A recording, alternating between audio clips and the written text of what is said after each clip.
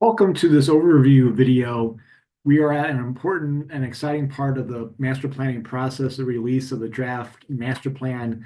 So let's just jump right in and go over a brief overview of the draft document. You'll see at the beginning of the document, there's a brief executive summary, and some of this highlights the past planning process going back to the spring of 2023. There's a one-page summary of the existing conditions and discovery report. And a key thing here is to highlight the last paragraph you see there. 9% of survey respondents express agreement with the statement. Future growth in Boone County should better balance development with the preservation of farmland, rural character, and natural areas. And it was this balance of growth and preservation that really has been a kind of guiding theme throughout the planning process. Also, a one-page summary of the growth analysis scenario planning. This was an important stage of the process. You can go back and watch the open house #2 video from April for more details on this. But during this phase, we looked at Boone County as a fast-growing area, potentially needing an additional 37,000 housing units by 2050, and evaluating different scenarios to manage that growth. And what the scenario planning informed was that scenario two, a city focus a development pattern, was better able to accommodate that growth in a way that balanced that preservation and growth need. And then the document, although this document is a single bringing together of all the different elements, uh, elements of the draft plan have been rolled out since late June. If you recall, the planning team sent out three future land use plan options in late June, and these were discussed at the July advisory and technical committee meetings. And one of the big feedback that was heard from those meetings in July um, was the preference for really option three with the highway corridors, but also the addition of that option of having the rural residential. The committees had a preference in terms of highway corridor and rural residential. That nuance of those categories acting as transition areas from the more growth categories to the more preservation categories. There on the bottom of the screen, you see the versions of the land use plan that were rolled out at the open houses, at the August virtual open house, the September in-person open house, and then an update to the county commissioners and planning and zoning commission in September. And you see some of those modifications from the earlier iterations in June, where option three, when it was rolled out at the open houses, included the highway corridors and the rural residential categories. Um, and then the land use category descriptions, you see that kind of there on the right. Uh, Again, those were initially rolled out in June and fairly consistent in terms of what was rolled out then at the open houses in August and September. As we look at the draft final future land use plan in the document, a few things to note. Um, One is, during the committee meetings, there was a strong preference for the highway corridor category. At the open houses, feedback was a little bit more split between there on the left, option two, which didn't have the highway corridors, version option three, with the highway corridors. Support for both options, but a little bit more split. But with I think the preference by the committees for the highway corridor categories and the rural residential, that moved forward into the final iteration in the draft document. A few other things to make you aware of in terms of some changes since the open house. One is um, rural residential. In the August, September open houses, rural residential was extended further south along Highway N. You see there on the right um, the draft master plan, the rural residential is more toward Columbia, but also acknowledging some existing kind of nodes along Highway N. Also, west of Columbia, area of rural residential as a transitional area there to the west. And then also some highway corridor along a J, a little bit of extension from August, September. So a few minor changes from the summer, but essentially, very similar to the land use options that was presented at the September open house. The other major component of the draft master plan is the plan principles and goals. And again, the plan principles came out of really what I would describe as the values that we heard during the engagement process, that these were the key issues um, for the county from a master plan perspective. So both at the June rollout and then the open houses, these are presented as a framework, an outline of the principles and then the goals and then the various actions and recommendations. During the August 21st virtual open house, the planning team went over kind of these descriptions, in more detail. And then as you've seen in the draft document, that's been translated into actual, narrative text in terms of having some background, additional context, and additional explanation as needed for each goal and each recommendation, moving forward. We wanted to be as concise as possible, so it's an easy to use document, but again, providing an appropriate level of detail.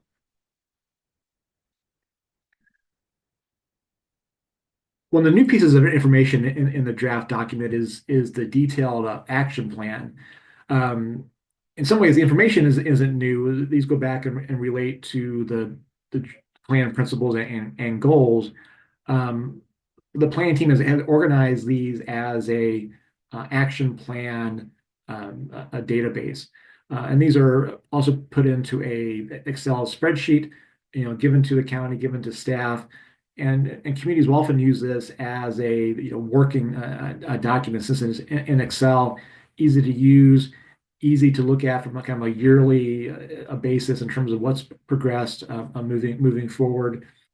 So the draft document has about 60 actions moving forward.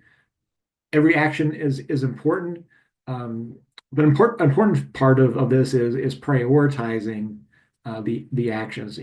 What is focused on first. Moving forward. Everything's important, but at the same time, there's only so much attention, so much capacity that can be given at any one time. So prioritization is an important part. So the draft plan has 10 priority actions, not a magic number, um, but 10 to 15 is a good number. You get more than that, a little hard to start to wrap your arms around, from the public, from elected officials, from staff.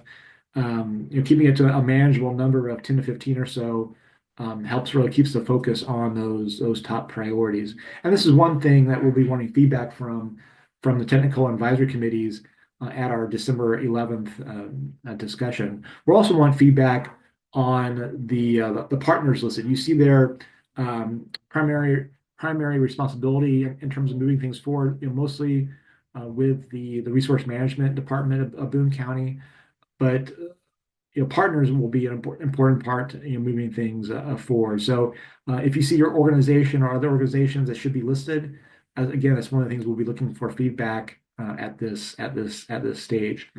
So to walk you through the top priorities as listed, and several of these are interrelated. So the first one here is related to land use. So one is coordinating with the communities to prepare a future land use plan for all or parts of the areas within their local community planning districts. So those are areas, adjacent and the other communities that you see on the land use plan as the pink, purplish areas. And again, going back to the goals of respecting those local community planning decisions. Related to that is review and update zoning and development regulations based on the expectations and goals of each land use category. And this is a typical action that often follows a community comprehensive plan or a county a master plan. It's a time to take a fresh look at zoning and development regulations. Often those aren't refreshed for sometimes many years, often a decade or more. Sometimes there may be edits over the years.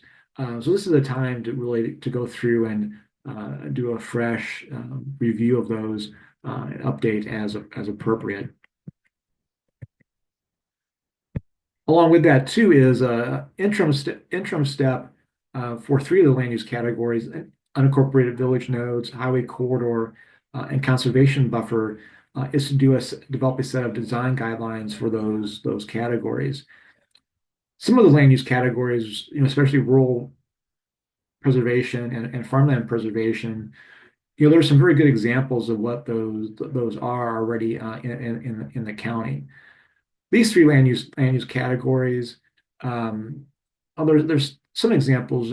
Perhaps there's also some confusion in terms of some of the details of this category. So an interim step would be before you get too far down the road with updating zoning and development would be developing a set of design guidelines. And again, other counties have done this too. Chester County, Pennsylvania, did this as an interim step after the master plan of developing a set of design guidelines. Again, it's a chance for additional stakeholder community input and a way to make sure everyone's aligned with expectations moving forward. Development densities, we've talked a lot throughout the process and especially during the scenario planning about the importance of development densities to meet the future demand for growth and housing in the county. This overlaps with several goals, including utilities and housing, even transportation. And a big part of determining what that density should be is really acknowledging what's there already in terms of the existing community. So you see there on the right, Columbia, Ashland, Hallsville, Centralia, and their existing residential densities.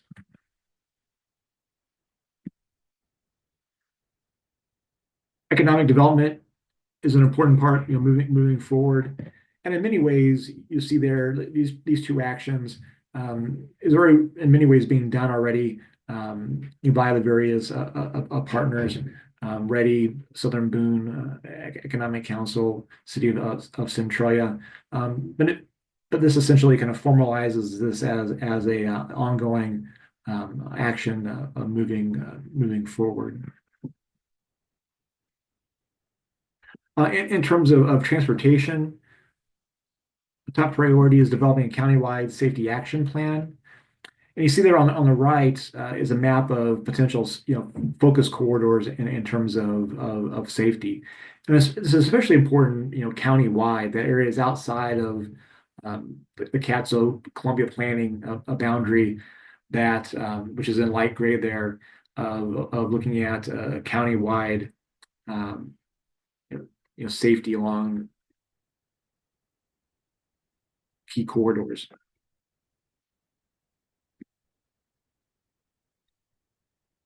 We've heard a lot throughout the process about the importance of natural resources and farmland, not only for their rural character, but also the importance of the farming economy to Boone County, the importance of parks and open space for residents. And so while the plan doesn't recommend a specific conservation tool moving forward, there is a chapter dedicated toward showcasing some potential tools the county could use. And so an action here is really evaluating those conservation precedents for feasibility and use in Boone County moving forward. Again, this question, like some good ideas in terms of possibilities moving forward, but needing further in-depth and focused discussion in terms of determining the best tools for implementation for the county.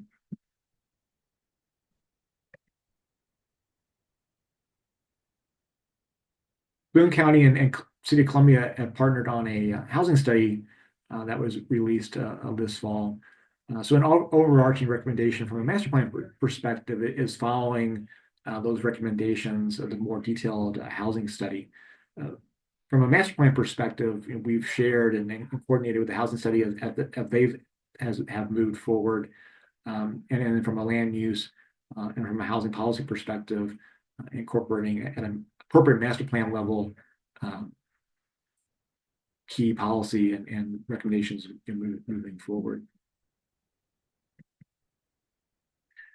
And then finally, making sure that there's regular updates to the master plan. It's been approximately 25 years since the last master plan. We wouldn't recommend waiting another 25 years for the next update. That the recommendation in the plan is to fully update the plan every 10 years. And then every 5 years, an update of the future land use plan and growth projections. And even then, in the future land use plan is a strategic document. There may be a need to update it, more regularly than every 5 years. And it's also important to share that information, back with the partners that have been involved in this process, the various communities, MoDOT, the utilities, so everyone's on the same page in terms of the thinking, in terms of land use, where growth is happening and could be going in the future. And it's also important to note too that the future land use plan is not a parcel by parcel specific designation.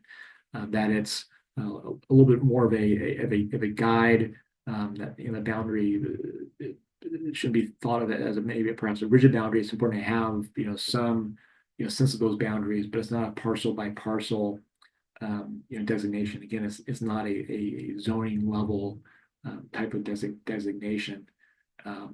So again, it's a guide in terms of those land use decisions. So with that, in terms of upcoming schedule, the December 11th advisory and technical committee meetings are expected to be the last committee meetings. If needed, they'll be evaluated if we need to meet again, but this will be expected to be the last meeting. Comments are being taken through the end of December on the draft master plan. And sometimes we get the question of, how do we address comments? That sometimes some comments are fairly straightforward, some things that maybe need to be clarified or that the plan maybe overlooks. But sometimes comments come in that perhaps vary from kind of the overall tenor that we've heard from the committees and other sources. And so sometimes those comments don't result in direct changes in the document. But it is important to remember that comments are part of the engagement record, moving forward.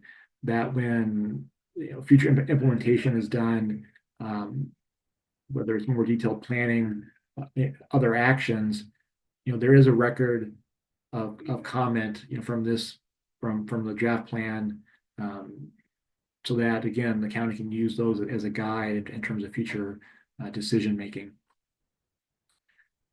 And then I'll also say about comments of support.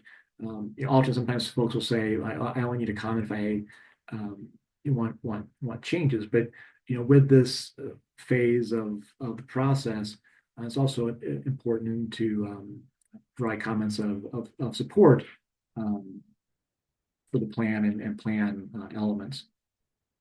And then in terms of next steps, the final plan then will go through the formal public hearing and plan adoption process. In terms of adoption, it would first go through the Planning and Zoning Commission, and then after adoption by Planning and Zoning Commission, it would then go to the county commissioners, then for the second part of adoption. So again, thank you for your time in terms of watching hopefully this helpful video. Some things to keep in mind as we meet on December 11th for the advisory and technical committee. We're looking for feedback on those priority actions from the action plan. Are those 10 that I went over in the video, are those the most appropriate? Are there other actions that maybe should be included, or some that maybe shouldn't be part of those initial priority? And then also in terms of partners, are we missing some partners, or other partners should be included? We want to make sure we have a full listing of partners that should be part of those actions. So thank you for taking the time to watch this overview video.